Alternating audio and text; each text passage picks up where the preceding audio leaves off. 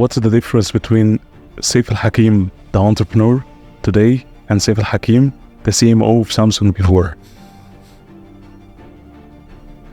You know, I've never been asked this question. Interesting one. Okay. The first thing that comes to my mind, being an entrepreneur, okay, being in corporate, it gives you an advantage, okay? You know the process, the systems, you have your trainings from the corporate part that develops in a way. But being an entrepreneur, you have to be somehow what we call street smart. I see your inspiration also on social media. I love when you say to be broken, right? Take the advice and do the opposite. What is your inspiration behind saying something and do the opposite? You know, you said you like marketing, right? Yeah. I can come and tell you, I need to attract your attention at the end of the day. Uh-huh. I want a good life, filled with highlights, and I want someone like you. I want paradise with the sunset, if I could only be with you.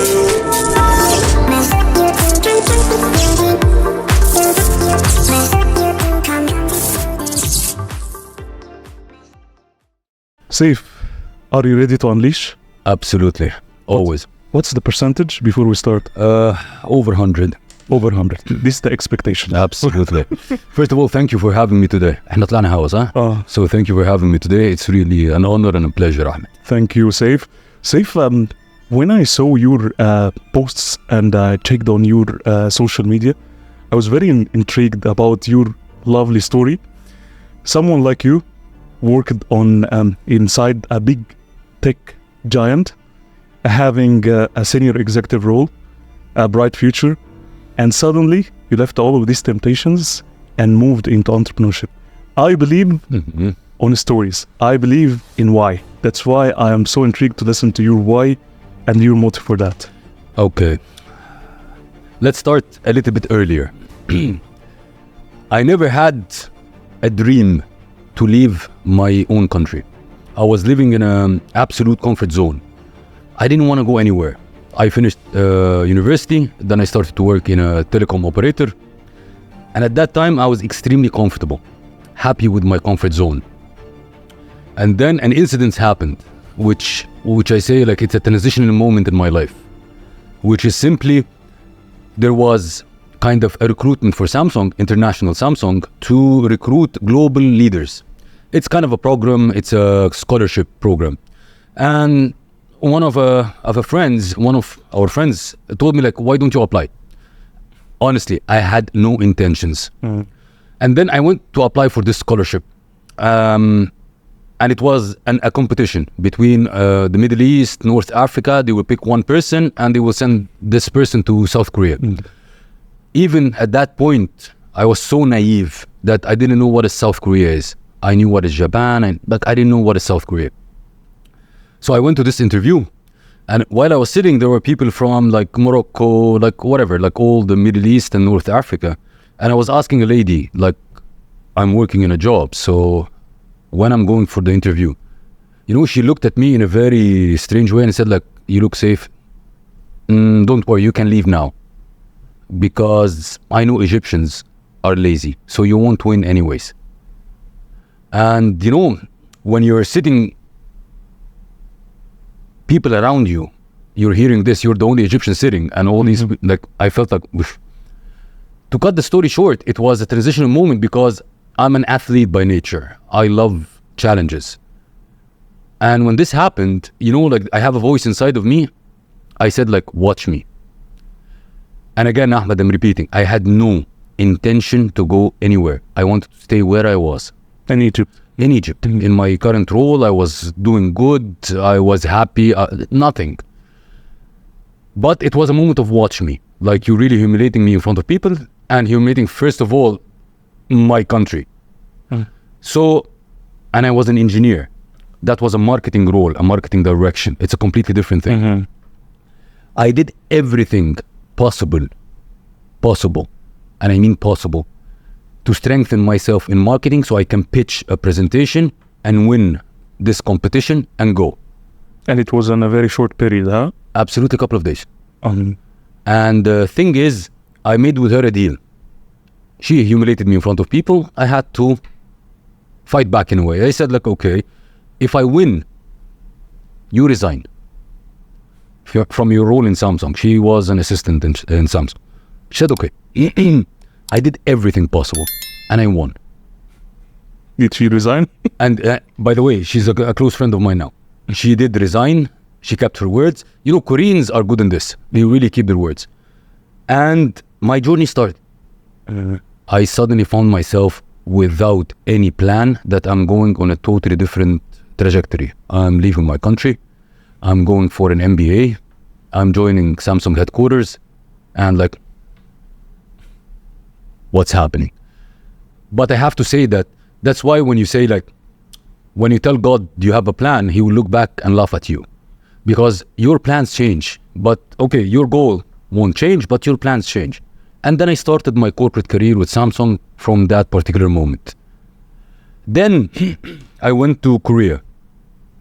I finished my my MBA, joined headquarters, stayed a couple of years over there, and then I had to come back to Egypt. It's a rotation, you know, like they trained you, they gave you the education, and now it's time to give back. Exactly, give back. And it was over my dead body. Why? Because I took already this journey to have the international exposure, the experience, and it's too early to come back now. So I wanted to stay. And at that time, I was really good at what I do, which means like all the executives in the company knew who was safe. So I had this, I was at a young age, and I had this ego. I'm not going anywhere because all the presidents, the VPs, they want safe in the headquarters. So I went to HR and I said, okay, I'm not going anywhere. You tell me go back to Egypt. I'm not going anywhere because all the VPs they just want safe in headquarters. The guy, you know, leaned at me and whispered like, Saif, put your ego down a little bit. I can replace you with an empty chair in a second. And from this moment of my life, everything changed. I said, I will do everything that I can, that I become, nobody can replace me. And when I talk about this, I'm talking about my personal development, my skill development, my. That the value that I add in any position that I take, it's very hard to find a replacement. And also this, it's another transitional moment in my life that, okay, I will be, whatever I'm going to do, I'm going to not take it as a level of, okay, I know how to do it. No, I'm going to reach a mastery level with it. So to cut the story short, they rotated me to Mother Russia. I went to Russia. It wasn't an option for me. It was also a challenge because I either had to go to Egypt or there was an option to come to Dubai, but the position was closed. And okay, an Egyptian, you go to Russia.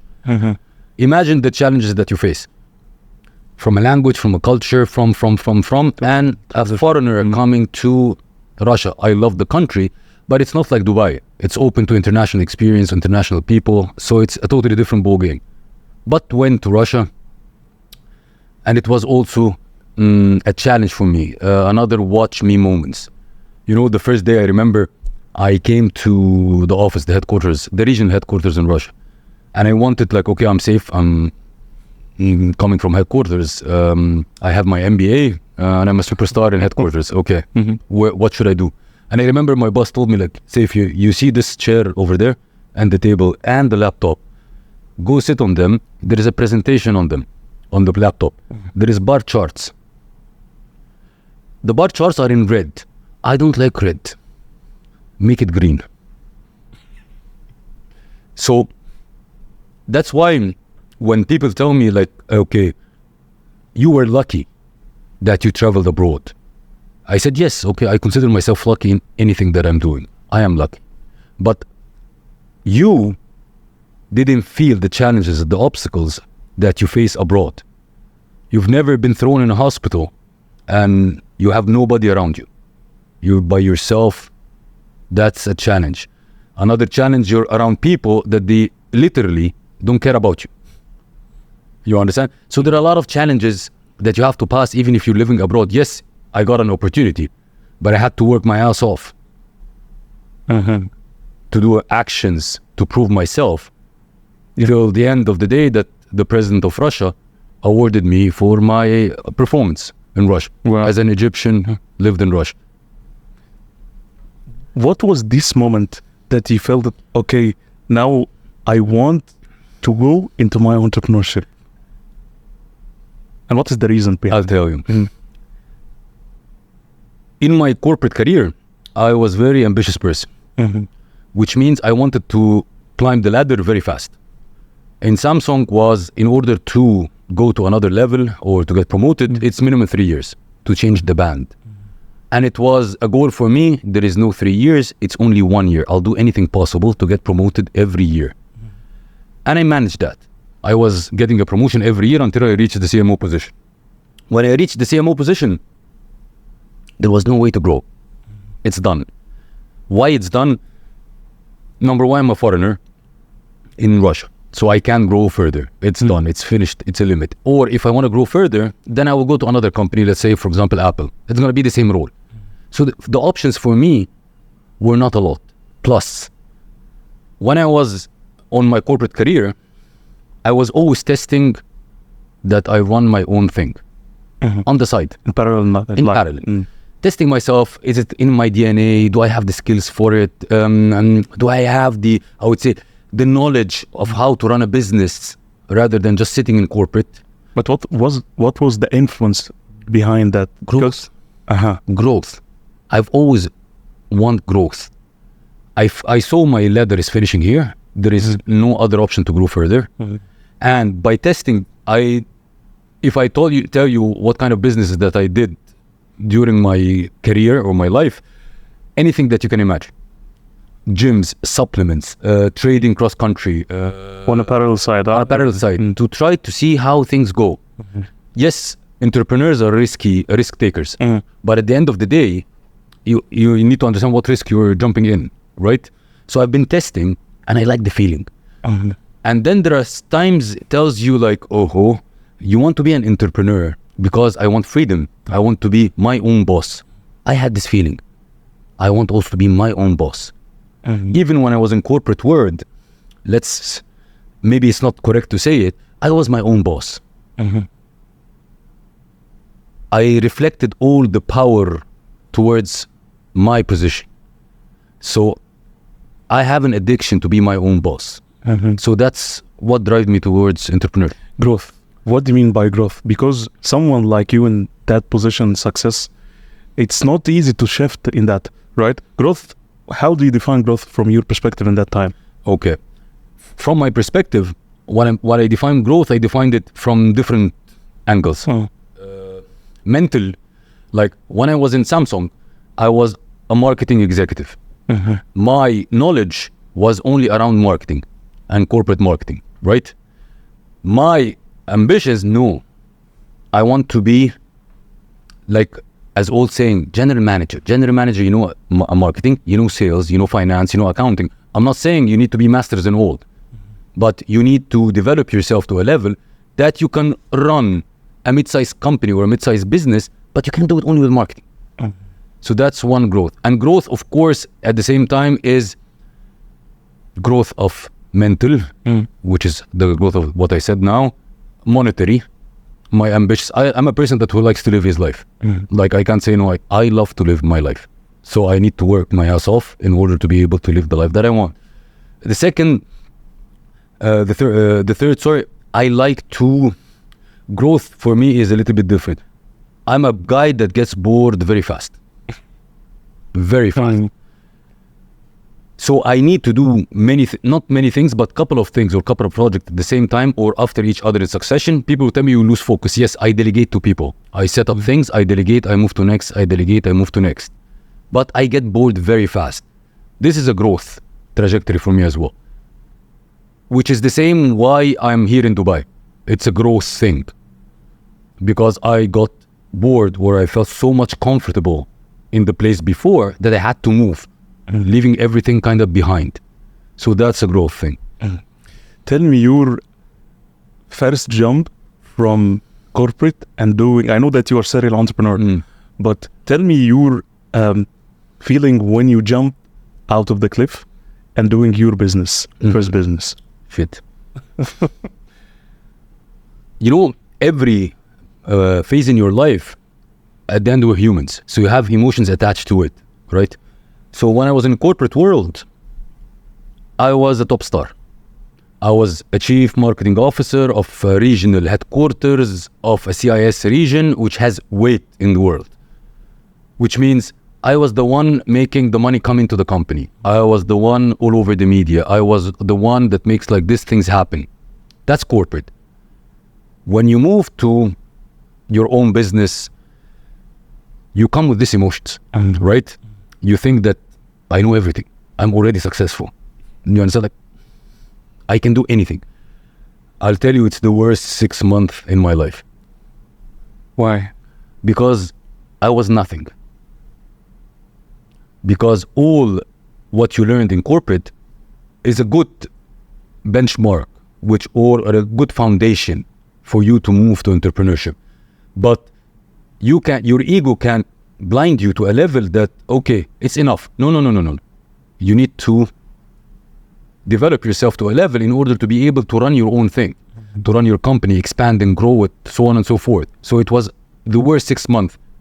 And I remember the moment that almost like 3-4 months down the line, and I was sleeping. And I said, like, what the heck is happening? It's impossible. That's not me. Like, I'm the guy that was on TV. The president of Russia awarded him that did this market share, got this market share, made this phone the best-selling model in the region. And I woke up and I went to the bathroom. And I look at the mirror and I see myself. Ahmed, I didn't know myself. I saw a person who's extremely weak, not confident, lost everything. I feel that I lost everything. It was how long since you jumped from that? Go back 5 years or something.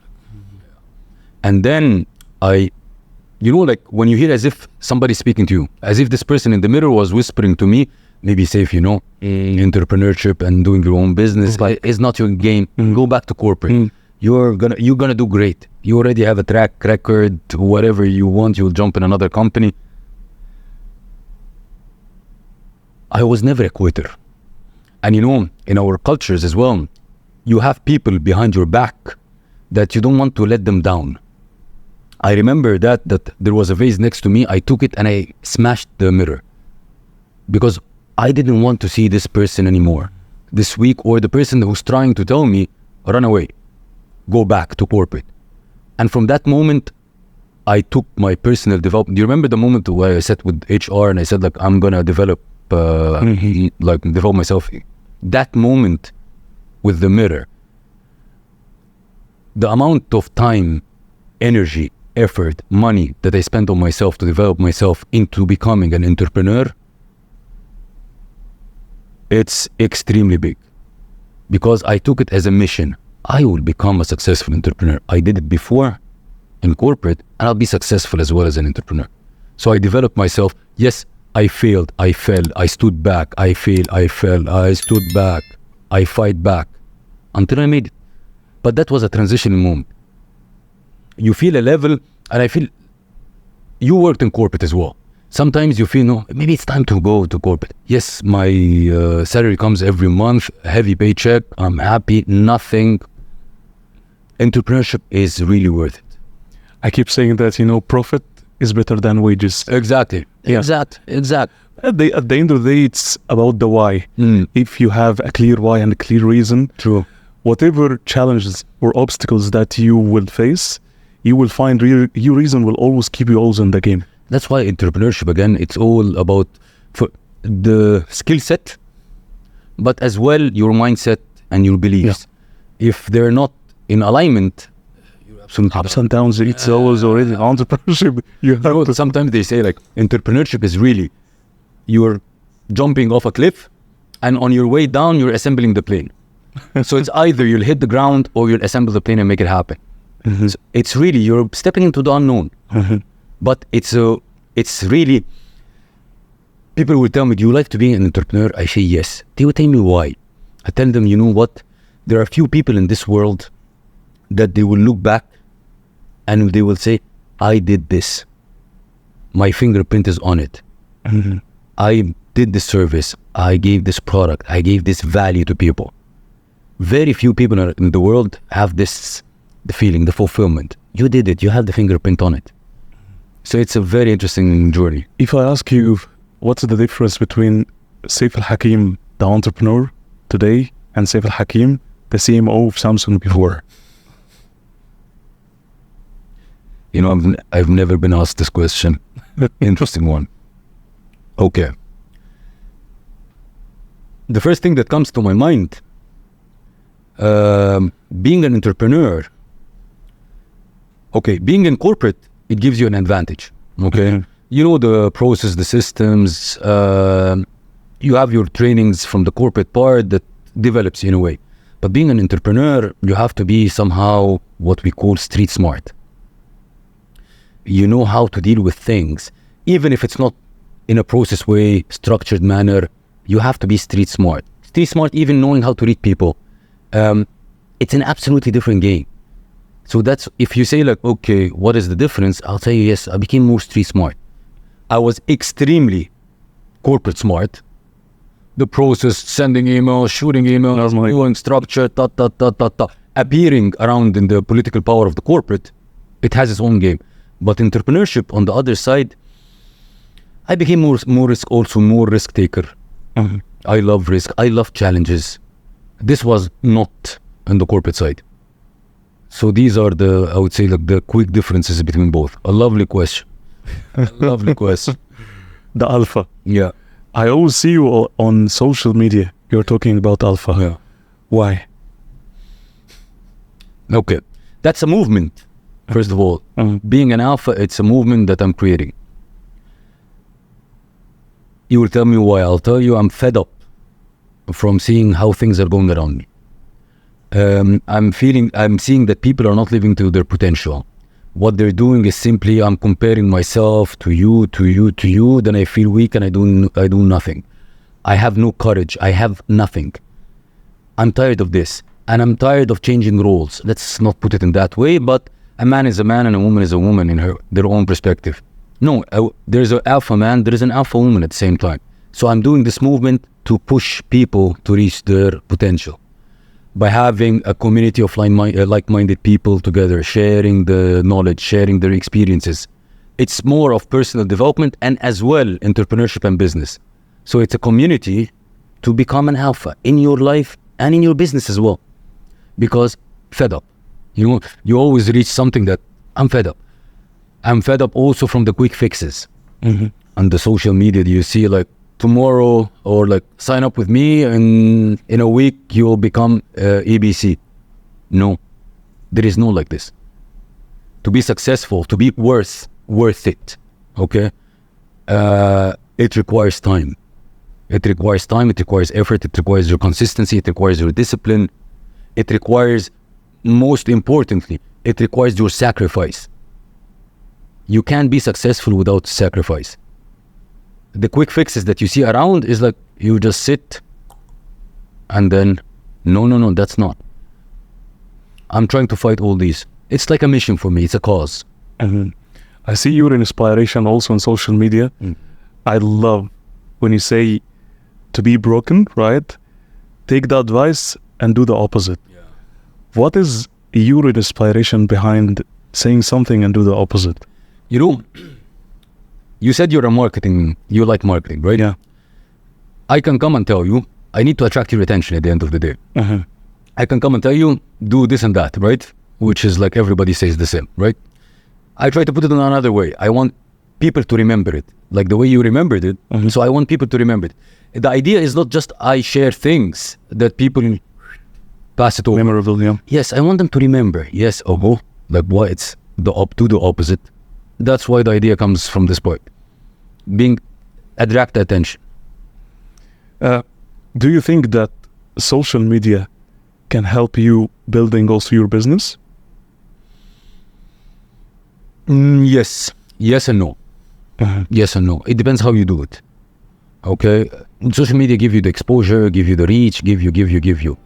till now, like if you talk about safe, it has no relation to my business. I'm doing it from a pure perspective of sharing my experience, sharing my my journey. It absolutely can help you build your business, because if you're talking as a person, as safe or whoever, you're building your personal brand. And at the end of the day, we're not connecting with company names. We're connecting with people. And when I connect with people on an emotional level, I trust the person in front of me. So when the person in front of me offers me something, I'm more likely to believe and buy. So yes, social media helps a lot of business. Am I doing it? No, I'm not gaining from my social media. Unleash is the bridge between my purpose and my mission. And my mission is unleashing the human greatness to its utmost potential.